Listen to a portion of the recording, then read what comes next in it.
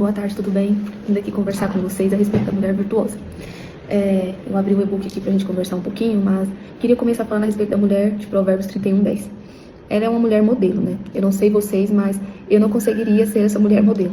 Porque essa mulher é totalmente performática, certeira nas suas decisões. E eu, sinceramente, já até tentei me enquadrar um pouco quando eu tava começando essa vida de querer mudar quem eu era, de abandonar os velhos hábitos e me tornar uma pessoa melhor. Eu até tentei me enquadrar ali naquele padrão ali, mas não deu muito certo, não. Até porque a mulher de Provérbios 31:10 era uma mulher louvada pelo marido. E eu não recebia nenhum obrigado. E aí vem aquele sentimento, né? Aquele sentimento de querer reconhecimento, né, pelo que tá fazendo. Eu me lembro que muitas vezes eu ia dormir tarde, para deixar as coisas tudo em ordem. Acordava cedo no dia seguinte para servir. E o que eu conseguia com aquilo era só um cansaço mesmo, porque eu não ganhava nenhum obrigado. E o desejo de querer ser reconhecida acabou inflamando o meu ego. Aí eu já não estava dando conta, né? E ainda querendo reconhecimento, eu acabei desistindo mesmo. Mas a minha percepção em relação às virtudes mudou no dia que eu fui em um evento. Esse evento me marcou muito por dois motivos. Neste evento, eu descobri as virtudes e também eu fui curada, porque na época eu estava carregando um peso no coração muito grande que eu não conseguia liberar perdão para uma pessoa. Eu estava muito amargurada na época, isso pesava muito. E neste evento eu consegui liberar perdão através da ajuda de uma pessoa maravilhosa que o Senhor colocou na minha vida. Mas, durante a palestra que eu assisti, a palestrante falou a respeito das virtudes. E naquele dia eu entendi que as virtudes não estavam em quem eu estava tentando ser, mas as virtudes é de fato Cristo. As virtudes é o próprio Deus. Um exemplo para vocês entenderem. Enquanto para nós amar é uma decisão, a palavra nos diz que Deus é amor, ou seja, Ele é a virtude do amor.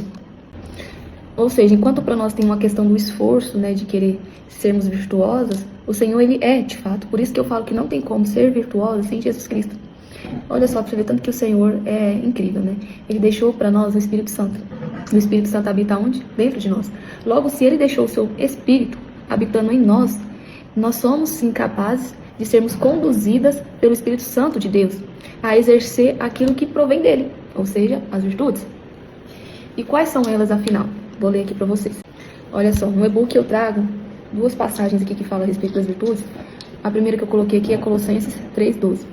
Revesti-vos, pois, como eleitos de Deus, santos e amados, de ternos afetos de misericórdia, de bondade, de humildade, de mansidão, de longanimidade. A palavra é difícil. E a segunda que eu deixei aqui é Gálatas, capítulo 5, do versículo 22 ao 23, que diz: Mas o fruto do Espírito é amor, alegria, paz, longanimidade, benignidade, bondade, fidelidade, mansidão e domínio próprio. Menina, se você for tentar fazer isso com base no seu próprio esforço, você vai ficar doida. Por isso que entra essa questão de que precisamos sermos guiadas, direcionadas pelo Espírito Santo de Deus para conseguir exercitar de fato aquilo que provém dele, ou seja, as virtudes. Então, Jesus, ele não é simplesmente um modelo, ele é de fato as virtudes. Né? Como eu disse para vocês, ele deixou o seu Espírito Santo para nós. Então, sim, nós podemos exercitar aquilo que provém dele. Mas, para conseguir exercitar aquilo que provém do Senhor, nós precisamos matar a nossa carne e fortalecer o nosso espírito. E isso é possível como? Através de oração e da palavra. Assim como tudo nessa vida a gente precisa exercitar, as virtudes não é muito diferente. Eu queria contar uma historinha aqui pra vocês que eu escutei uma vez. Eu gosto muito de filosofia. E eu tava assistindo um vídeo, aula, e a professora contou uma historinha que eu achei muito legal. É a historinha do filósofo, sábio e o porco. Olha só. Dois alunos de filosofia estavam conversando com o seu professor e ele disse o seguinte: olha, se vocês se empenharem mais em exercitar as virtudes, eu vou levar vocês para conhecer um sábio, mas eu preciso ver o resultado de vocês. E aqueles dois garotos, com vontade de conhecer esse tal sábio, eles decidem então exercitar com todo vigor, se esforçaram. E o professor, contente em ver o resultado, marcou com eles: amanhã cedo estejam aqui que nós vamos subir um monte. E a caminhada é longa e vocês precisam chegar cedo para nós podermos conversar com o sábio. Os dois alunos foram. No caminho, eles se depararam com uma cena. Eles estavam passando pelo vilarejo, e no vilarejo sempre tinha uma feira. E, como de costume, as pessoas saíam das fazendas e iam para a feira para levar seus produtos para vender. E neste caminho eles viram um pastorzinho levando uma manada de porcos. E nesse meio desses porcos, o último porco, ele estava com a pata ferida. E aquele pastorzinho estava muito nervoso e ficava batendo no porco, o porco andar mais rápido, e eles parados olhando aquela cena. Quando, de repente, um idoso chegou no pastorzinho e falou: eu posso levar o porco para você? E aí ele falou: mas levar o porco? Porque ele não posso levar. E aí o pastorzinho deixou. Aquele idoso pegou o porco, colocou nas costas e levou o porco para a feira. E aí aqueles dois garotos olharam o pastorzinho olhando pra ele assim, pro pastor de canto de olho, sabe, com aquela cara de debochado. E o porco, bom, o porco não tava mais levando uma surra pra andar, né? E o porco não tava expressando gratidão nenhuma, porque gratidão não é coisa de porco. E aí esse idoso levou o porco, deixou o porco lá, e aqueles 2 alunos de filosofia ficaram impressionados com a cena. Foram até o professor e contou o caso. O professor ficou pensando naquilo, e aí ele então falou, eu acho que eu sei o que foi que aconteceu. Ele levou o porco porque ele não conseguiria lidar com os pensamentos que vinham na cabeça dele, né? Ele precisava agir com bondade com aquele porco que estava com a pata ferida e ainda estava apanhando para andar. A consciência dele pesaria se ele não tivesse feito isso, foi por isso que ele fez. E aí aqueles 2 alunos de filosofia aceitaram as respostas, tentaram se convencer com aquilo e então subiram ao monte. Quando chegaram lá no topo do monte, quem é que eles se deparam? O velho que carregou o porco. E aí eles ficaram, né, com aquela vontade de perguntar para ele por que ele fez aquilo com o porco, mas se contiveram. E aí no final, quando terminaram ali seu momento de conversa com o sábio pergunta para eles se tinha mais alguma coisa que eles queriam perguntar. E eles contaram o episódio que eles haviam visto logo pela manhã. E o velho ficou, como assim? Eles, como assim? O senhor não tá lembrando? O senhor pegou um porco, colocou nas costas, levou esse porco até a feira. E o senhor, não lembro de ter carregado nenhum porco nas costas. E aí aqueles 2 garotos ficaram encucados. Como assim? O cara carrega um porco nas costas, fica fedendo a porco, porque porco fede, e não se lembra que carregou um porco.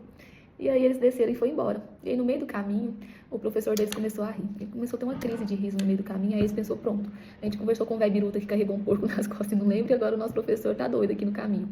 E aí o professor falou para eles, olha, eu estava enganado na minha resposta para vocês. Por quê? Eu respondi de acordo com aquilo que eu faria. Então, minha resposta foi baseada em mim mesmo. Eu provavelmente teria ajudado o porco por conta da minha consciência. Já o sábio, ele já está tão acostumado em fazer boas ações para o próximo, que ele fez aquilo sem nem sequer perceber. Se tornou algo tão natural dele exercitar as virtudes, que ele já nem percebe mais. E aí, naquele momento, os garotos tiveram, enfim, uma resposta que fazia total sentido. Porque para aquele sábio ter feito o que fez e nem sequer se lembrar, é porque aquilo já tinha se tornado algo que era parte dele. E com base nessa história, o que nós podemos tirar? Que quando nós nos levamos a exercitar as virtudes, nós, com o tempo, vamos nos adaptando de maneira que isso vai se tornando algo natural de nós. Como diz aqui no próprio título, se não me engano, aqui de Colossenses, fala que as virtudes precisam ser cultivadas. É isso mesmo, Colossenses. As virtudes devem ser cultivadas. Ou seja, é algo a ser semeado todos os dias. Vai ter dias que você vai estar virada para lá de Bagdá. Mas vai ter dias que você vai conseguir dominar a si mesmo e ter uma postura diferente em relação a uma situação. Porque ninguém consegue aqui, né, exercitar essas virtudes tudo de uma vez. Em cada situação das nossas vidas, a gente vai sendo direcionada a exercitar alguma delas. Até que chega um momento em que isso se torna parte de nós. E com base nessa historinha que eu trouxe para dar de exemplo para vocês, quero convidá-las a ler o e-book Dichosa Virtuosa, que está disponível na Amazon. O link está na bio do perfil. Só clicar lá e me acompanhar. Aqui nós vamos destrinchar aqui no e-book todas essas virtudes e tentar nos aprofundar, né, um pouco mais nelas. E eu te convido a realmente ler para que a gente possa ter um compartilhamento. E se esse vídeo fez sentido para você, se você acha que somou na sua vida de alguma forma, eu te convido a compartilhar com outras mulheres para que nós possamos crescer juntas. Tchau!